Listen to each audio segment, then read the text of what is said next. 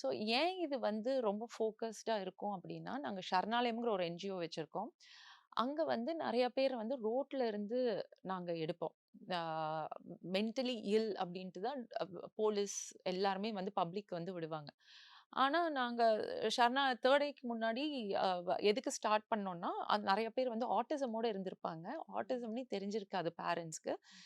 கோயிலுக்கெல்லாம் கூட்டிட்டு போயிட்டு வீட்ல இருக்கிற வரைக்கும் பேரண்ட்ஸ் வசதியா இருந்திருப்பாங்க. வீட்ல இருக்கிற வரைக்கும் நல்லா பார்த்துருப்பாங்க.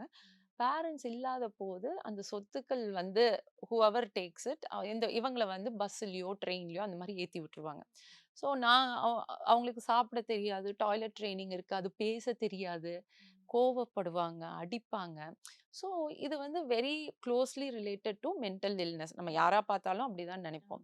ஸோ இத பார்த்து தான் நாங்க 3 ஐ ஸ்டார்ட் பண்ணோம். இது ஆட்டிசம்க்குன்னு ஒரு ஸ்பெசிஃபிக்கா நம்மளுக்கு ஒரு சென்டர் தேவ அப்படின்னு.